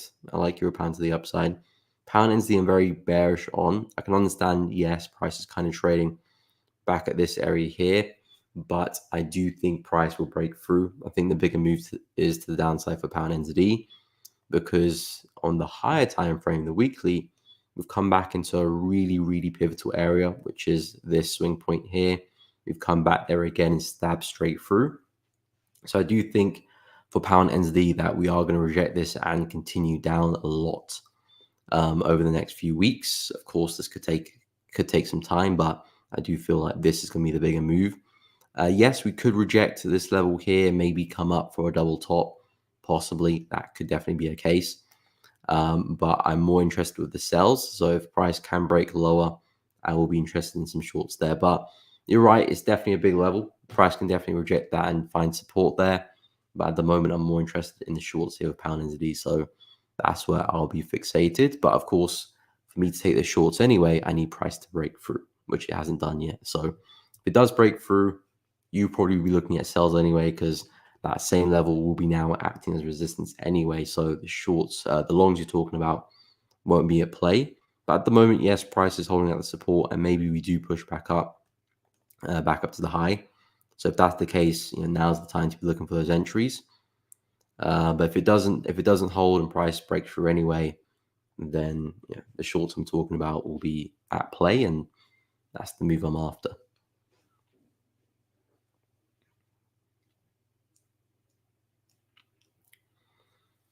But Euro pound longs I do like. Pound NZD, it's that nice area, but kind of waiting for price to break through. Casperio, confirmation. So again, in terms of my confirmation when I'm getting into my trades, all I'm looking at is candlestick patterns for my entries. And a lot of time it's just bearish engulfing candles and wicks as well, because wicks show me that price is respecting a level, failing to break through, and then engulfing candles or candlesticks with momentum show me that bearish or bullish momentum is creeping into the market. So the sellers are entering, buyers are exiting, or vice versa, and wicks show me inability to break through a certain level. So here we had a lovely wick over here on the 4 hour from couple candles ago. So as we approach this area, this was basically my area I was looking to sell from. Really nice wick rejection down the 4 hour, and then I was looking for momentum. The next 4 hour candle was a little bit small, so it didn't really show me much momentum there. Didn't really have much say in the market. But then this candle showed me a lot of momentum, so that's where I hopped into on the back of. And that's effectively where I got my entry. My stop loss is just above the wick high. So looking for that momentum to continue. It hasn't done so far already, so we'll see what price does. It could be having correction on the lower time frames before it does continue. But in terms of my entry, I'm always looking for momentum. If I got the entry on the hourly, then I would have entered on this candle here, because again, that's where the momentum came from. A bit of a wick rejection there, strong shift momentum. So that would have been the entry there on the hourly chart if I managed to get the entry in time. But no matter the time frame, it's always the same entry style. Just looking for rejection and momentum.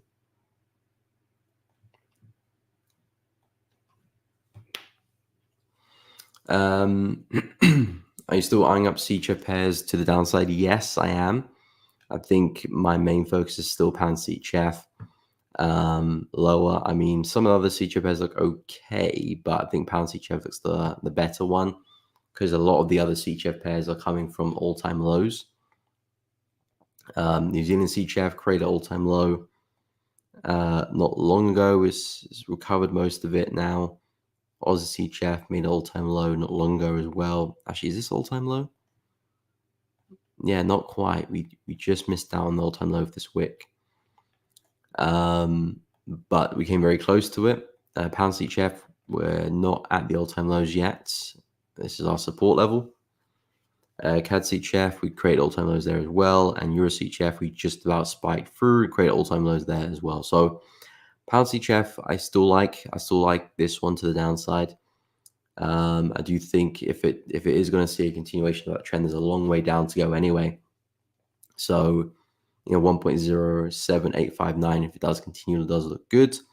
But I do want to wait for some clarity there with the setup before I do take any entries. I was discussing the range here. We did eventually break lower. I didn't see my entry confirmation, so I did stay out of the position. But if price does start to develop, create some low lows and low highs, I will be interested in some shorts to take this one back to the low there. That is very much the play. CAD CHF looks okay, but again, this one's just coming for the all-time lows. I don't like that, so I'm not really interested with with CAD. But pound CHF looks good, so I'm definitely going to be focused with this one, trying to see if we can take that back to the low. So yeah, CHF to me looks good, but again, CHF is in the same boat as yen, same boat as USD sometimes, but CHF and yen are very much so. USD sometimes comes in and out of that correlation, but normally when yen is strong, CHF is strong as well, and when USD is weak, yen is weak as well. So me selling New Zealand yen is very similar to me selling New Zealand CHF. So I might wait for my New Zealand yen to come break even first, or at least take risk off the table before I do try and add any CHF pairs.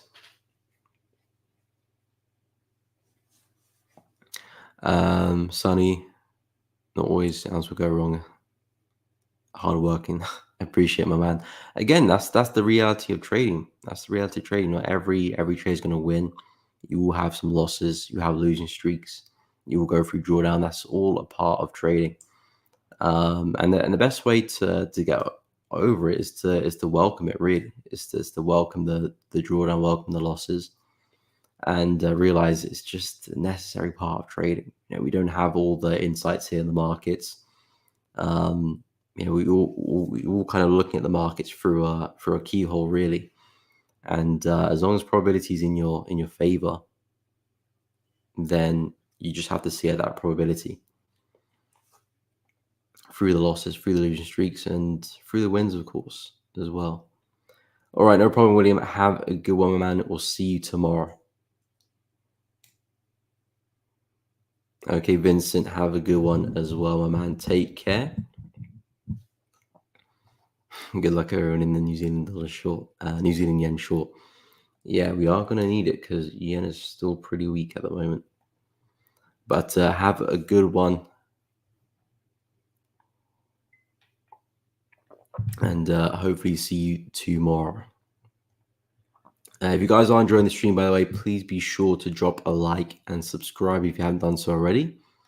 And of course, make sure you do go and hit the bell as well so you don't miss out any streams or uploads in the future.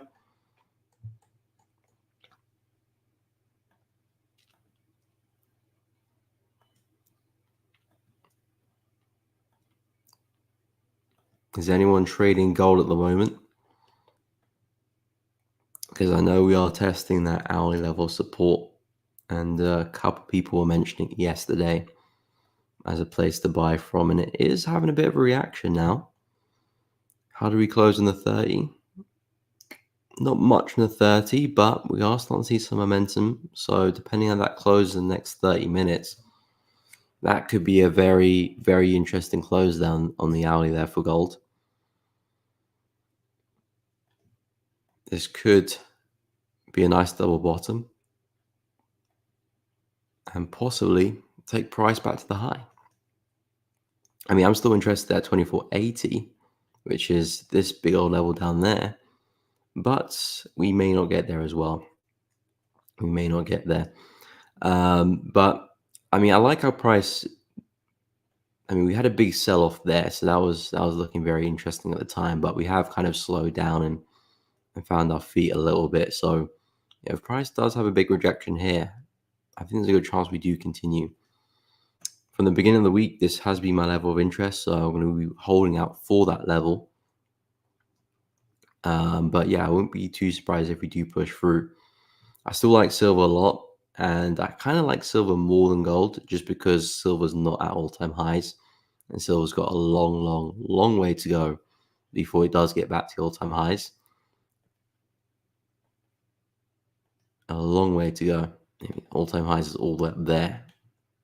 So very long way to go. But even so, the most recent highs we've created is still pretty far away as well. So silver's got a lot more upside potential than gold just because we're not near the highs there. So that's why silver's very underrated, because if you can catch silver right with a nice swing, depending on on what you're looking for, you can really look to swing silver very, very far if things go well. But regardless of that, I'm looking at some entries on the back of this level here. If we come back and retest it, we've recently had a nice break. I kind of want that to be a little bit bigger before I do look for any retest. But we've had a really nice break to the upside. I'm looking for some pullbacks now, and then I'll see what we can do if we can swing it back to the high. But I spoke on this a couple of days ago on Monday. I think that weekly candle there is now going to just be the catalyst to take us back to the upside, because I'm still looking at all of this as a correction of this move here. So this is where all that momentum came from. Since then, the market's been sideways, sideways, sideways. Bit of a pullback. I like the wick to the downside there from a couple of weeks ago. And then last week, really strong bullish candle there closed. With actually no wick to the upside, or very minimal wick at least. So I do think now we're going to see, this week, next week, slowly make our way back to the high, and maybe create some new highs as well. But I do think this is going to be the next higher low. So with that said, now I'm looking for opportunities on the retest of this area. Now that we've broken through, I have pointed out this area here too, but again, I'm not too sure we see a big enough pullback to get there. So a similar situation with pound. I really like this area here with pound, but I don't think we'll see a big enough pullback to get there. So unfortunately, we may not see that retest. But still looking for a bit more upside there anyway with pound. And we're looking quite bullish this morning as well. Is USD falling, or is pound strong? What's going on? Yeah, USD looking like it's starting to fall again.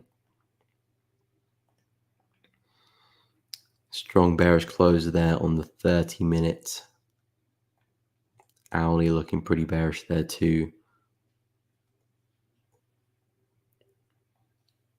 Yeah, euro starting to push up as well. So we'll see, because pound and euro are still trading at resistance. So I don't expect price to do anything too crazy. We could still look bullish for a while, and then just see price push back down at some point, because these are still big daily levels. So we might look bullish for the afternoon and still push down. But I do want to take them both higher, just not at where we're trading. Because either we get the big break and retest, or price pulls back from that zone. I have to wait and see.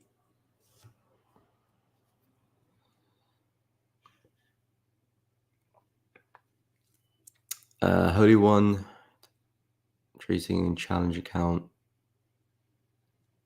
or not really bothered and just trading person. Oh, personal. Are the trades you taking on your challenge account? You mean the trades that I mentioned on the stream? They'll be taken on both challenge and personal, if that's what you mean.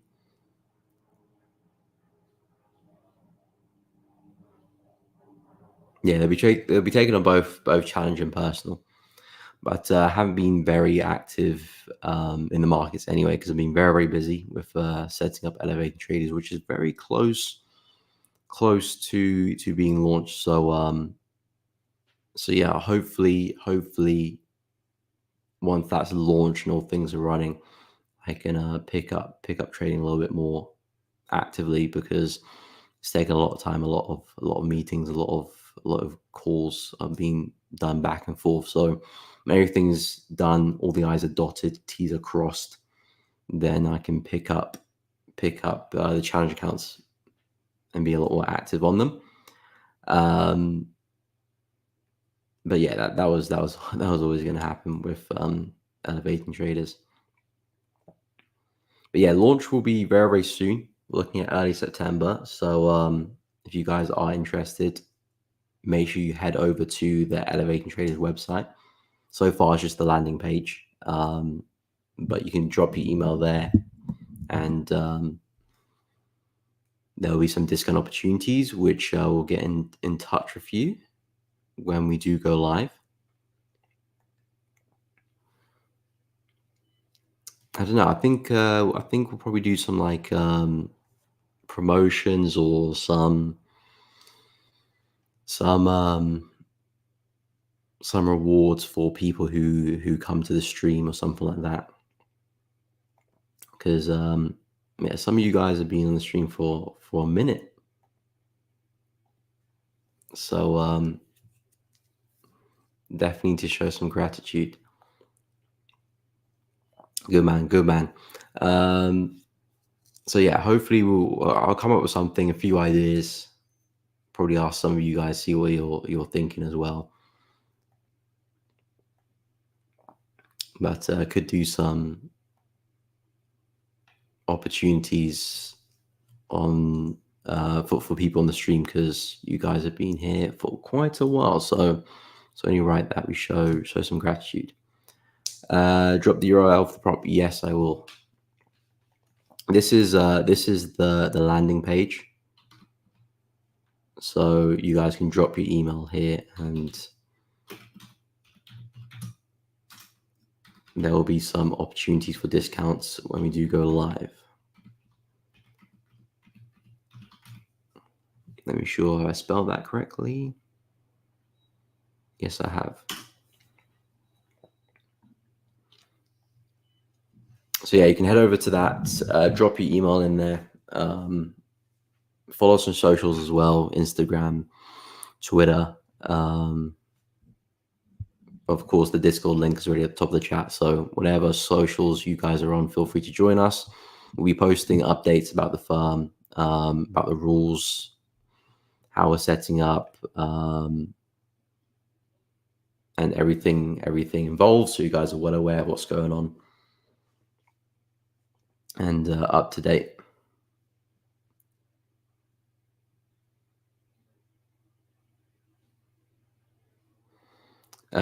Okay, yeah, that's a good idea. That's a good idea. I might do that as well. I might do something like that as well.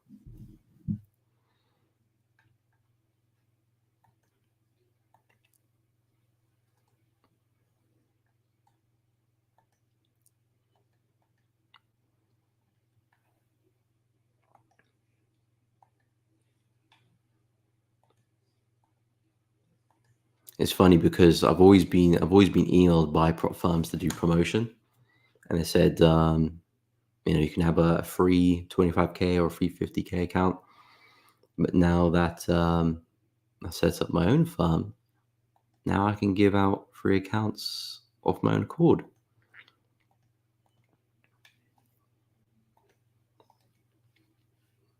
Tables have turned. But yeah, of course, we'll be doing things like that, across both channels. So you definitely hear about that.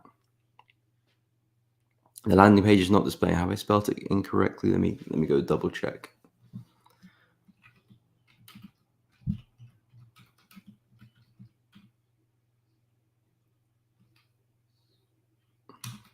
Okay, yes, I have done it incorrectly, haven't I? Yep. I have done it incorrectly. My bad.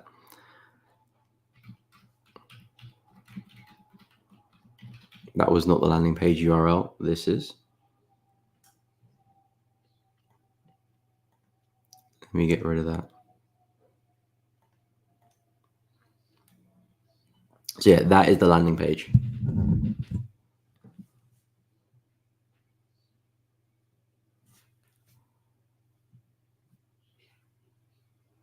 I'll be the first to get rewarded. We'll see about that, Sonny. We will see about that.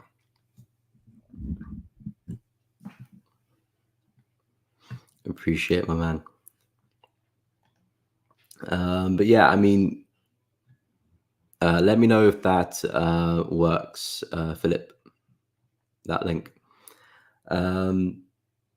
But yeah, we're launching at early September, so it's very close very close to launch now.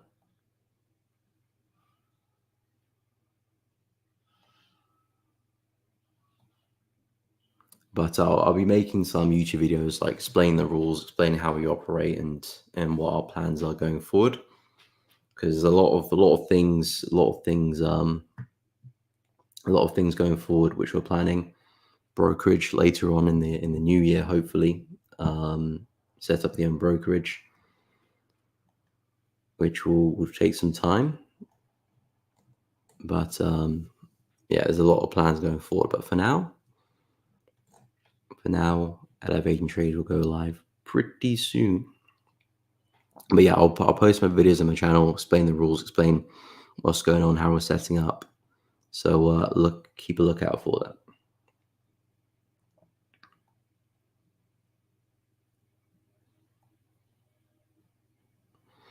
Okay, it's working. Great. So yeah, everyone who's interested, make sure you check out that link for the landing page. You can drop your email down there, and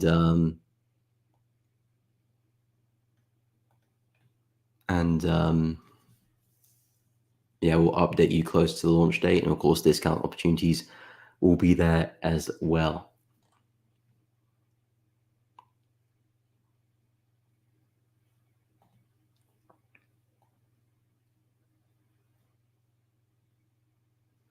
And let me know what size accounts people like to purchase if they're looking to buy a prop firm. You know, if you're looking to buy a challenge, what size account would you buy? Would it be 100K? Would it be a 50K? Would it be a 5K? 5K account. I'm interested in what people would be looking to buy.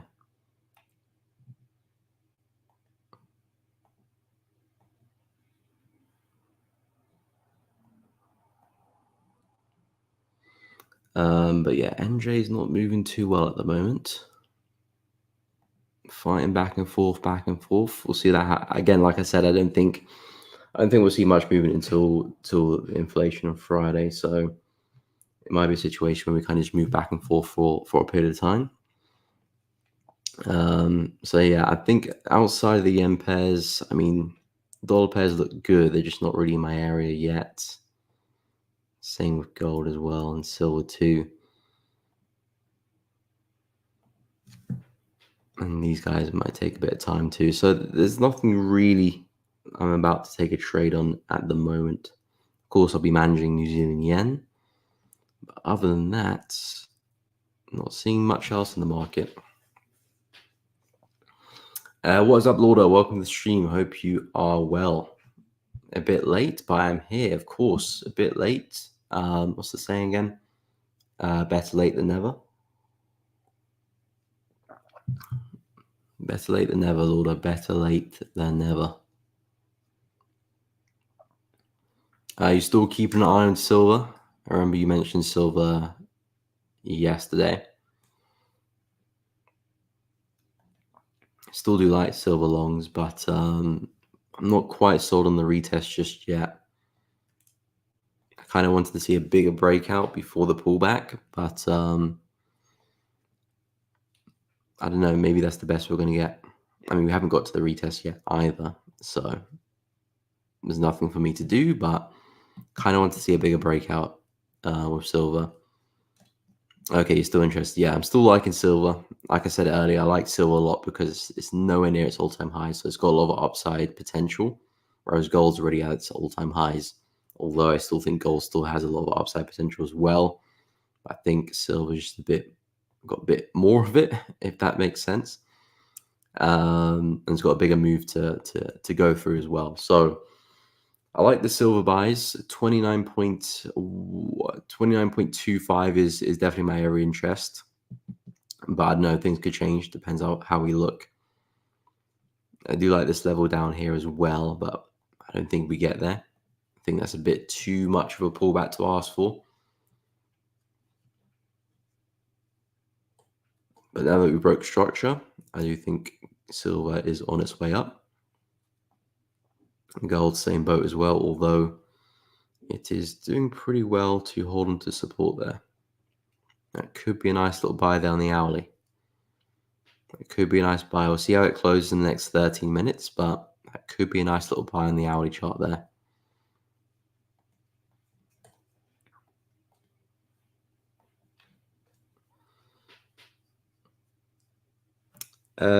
Get that GA intraday trade today.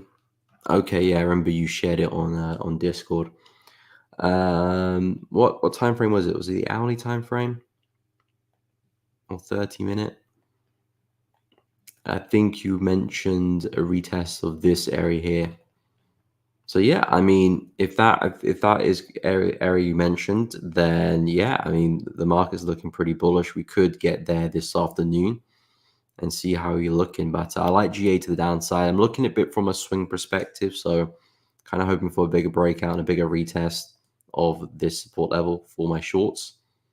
That's what's interesting me right now from a swing perspective. But I do like it intraday as well.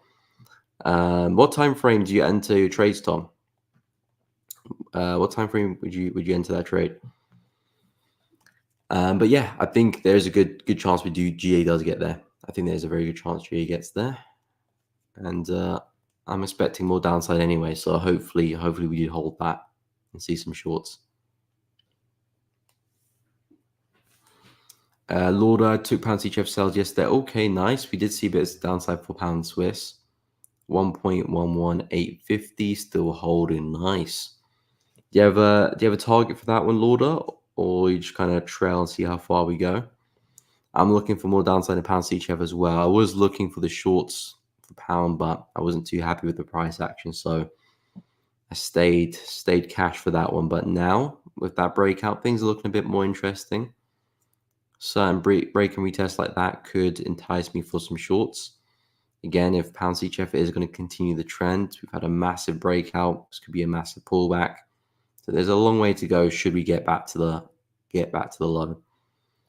But yeah, I'm liking what I'm seeing with pound Swiss. So hopefully I can join you if everything goes well.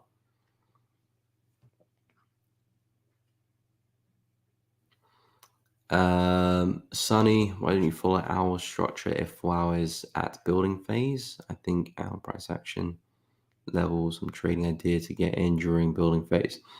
Yeah, I mean, I hear that, but then you could also say, why don't you drop to the 15-minute when hours in building phase, and then you can trade 15-minute whilst hours in building phase, and then you can say, why don't you trade 5-minute whilst the 15 minutes in building phase, and so on and so forth. So my point is that you have to come up to a time frame where you're going to find your entries, and a time frame where you're going to find your analysis, where you're going to find your bias, your targets, and you stick with that. If you want to change, you can change, but the idea is that you can always go lower. You can always find more opportunities. You can always find, a time frame where the market is moving. So with me, I'm very comfy on the 4 hour. I'm comfy on the hourly for my entries, and 4 hour for my ideas. And that's the time frame I've been trading on for the past 4 years easily. And it gives me enough opportunities. I mean, I've been very busy, so I haven't taken as much trades as I normally do, but in a normal month, it gives me more than enough opportunities that I need. So I'm very, very happy on the higher time frames. But yeah, you can always drop low. You can always find more opportunities if you want. But the idea is not to find more opportunities, to find better ones, high quality ones. So I hear that. I hear the reason behind it, but the time frames I'm on give me more than enough to work with. But it's a good question though. Okay, you normally trail, which sometimes works against me. Yeah, trading can be a little bit annoying sometimes because trading, you never take your profit at a peak. For example, if price is pushed here, you got into a trade, things are going well, and then it decides to move against you. You had your trail stop loss here somewhere. You always don't take your profit at peak. When it's at its max floating, it's always when it does go against you, you get trailed out.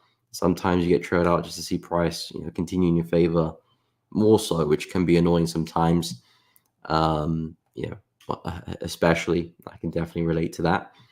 But then sometimes you get a really nice trail to trade, and your price really goes in your favor, and you just milk it the whole way as well. So trading's never going to be 100% perfect, and very rarely any system, any profit taking or trading or management system is ready 100% perfect. It will have its times where it works phenomenally well, and then have times where it's kind of a little bit annoying sometimes. Like you said, it works against you. But again, trading is always on average. On average, does it help you, or on average, does it hinder your performance? If trading stop loss on average does help you, then you're doing a good thing. You can always tweak and refine and see how you can make it work better. But if it on average hinders, then of course, then there's a problem. But yeah, it sometimes will work against you 100%.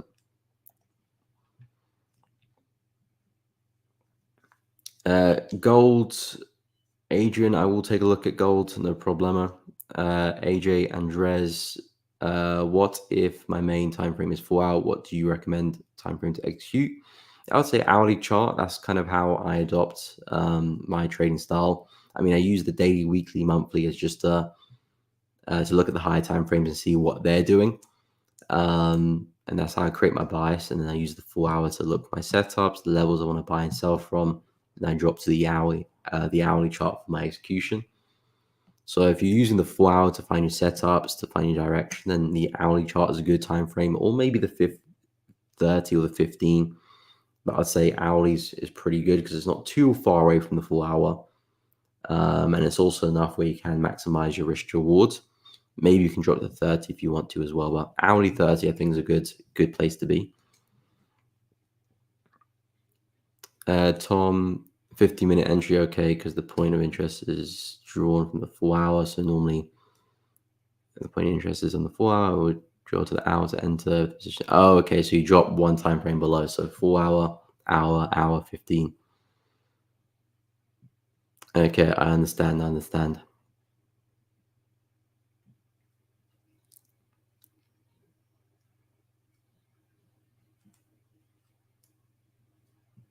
Free put drawdown, ridiculous, but his concept was too complex. Yeah, I mean that's not necessarily. I mean, sometimes my trades are 3-pip drawdowns as well, and it's not because I've got a crazy theory what the market is doing. Because I can assure you, not all the trades will be 3-pip drawdown. But it's nice when it is 3-pip drawdown. I have to say. The main idea is to capture the move after retracement. Sometimes I catch, sometimes I miss, sometimes I get liquidated. Of course, Tom, it's always going to happen. Sometimes I get a pullback. Okay. Last piece might be not formed, so I mean no trade. Yeah, of course, those are all the possibilities. You know, no trades, losing trade, break even trade, and winning trade. Pretty much all possibilities. Anyway, let me take a look at gold before I completely forget. So yeah, gold, I'm looking at buys. 2480 was my area coming into the week where I wanted to buy gold, and that still is the place. Will gold get there? Not too sure, because we are holding on to support right now and doing a pretty good job at it. So as I said earlier, this could be a nice buy for gold. I'm still holding out for 2480, but maybe price does just use this area to its advantage, and we continue the trend from there. I'm very, very bullish on gold because every high time frame is pointing up, monthly, weekly, daily. All we're seeing is bullish momentum. So I'm only looking for buys in these in this circumstance. And 2480 has proven to be a solid level of resistance. So that's kind of where I want to look for my entries. But we'll see if we can get there. What you can do is you can look to have a stab at this low here, at this level here. If it does fail, you've got 2480 for another possible entry. If it does work, then yeah, great. You're into a nice trade, and maybe you can swing trade gold back to the high, and maybe some new ones as well. But yeah, very, very bullish on gold for now.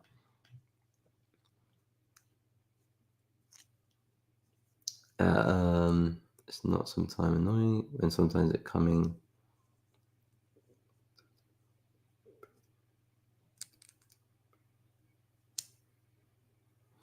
You're talking about trading stop loss, Sonny. When sometimes it's coming to your drawn level, but turn around in expected direction, but without hitting your level. Yeah, of course, of course. Sometimes price will come very close to your trailed stop loss or your break even or your stop loss in general, and then turn around and go in your favor. Yeah, that's always a great time whenever that happens. But yeah, the trading is a game of a game of outcomes. Sometimes price will get very close to your stop loss, reverse, and then be a profitable trade. Sometimes price will get very close to your take profit, reverse, and then be a break even. Those scenarios will happen, regardless of your trading style or how good of a trader you are. They will just happen because you can't predict every single pip, every single fluctuation of the market. And of course, when that happens, that's a great time to be a trader. Do you see gold 3K this year? 3K is a big move. I mean, already in August, not too far away from September. So 3K is a big move. It would take us all the way there. I mean, this year we've done, I mean, this was January. No, it wasn't. This was January. So we've done about a 25% increase this year. So taking us to 3K would be about a 50% increase. So it would mean that all the bullish momentum we've seen this year, we'll see that again in the back end of this year. So it's doable, very doable, but I don't know. I feel like we've probably seen the biggest move yet on gold. I feel like we probably will push higher anyway. But I don't know. I don't know. Maybe fundamentals could change, and gold finds its a second win and gets going. But I do think eventually 3K is the goal. So I'm definitely with you there. I do think 3K is where gold is going to be heading towards next. But this year, I think that's a bit of an ask. I think that's a bit of an ask. We've done about 25% move, another 25. That will be insane. And if it happens, great. But if it happens sometime next year, yeah, doesn't really make too much of a difference. But I think gold's going to go there anyway. But yeah, it'll be a very bullish end to the year if we're going to get there. Very bullish end. So guys, we have come up to the end of the stream. If you guys have found it useful, please be sure to drop a like and subscribe to the channel if you haven't done so already. I do appreciate everyone who has liked the stream so far and subscribed to the channel as well. Make sure you do hit the bell as well if you haven't done so already, so you don't miss out on any streams or uploads in the future. We'll be live again tomorrow and the day after that as well, Thursday, Friday, from the same time as always, 10 a.m. to 12 p.m. UK time. So if you're free, feel free to tag along and join the streams. I do appreciate everyone coming onto the stream today and helping out. Thank you to my moderators as well, and of course everyone else for chatting with me. Do really appreciate it. And yeah, guys, I hope to see you tomorrow. Keep an eye out on the news today. We do have FMC minutes later this afternoon. Don't expect anything too crazy, but you might see some moves there. So do watch out for that. If I do get into any other positions, I'll let you know in the Telegram. So make sure you join that in the description, and make sure you do check out the Discord channel for Elevating Traders, which is at the top of the chat. But guys, really appreciate you coming on. Have a fantastic day, and I'll catch you all in the next one.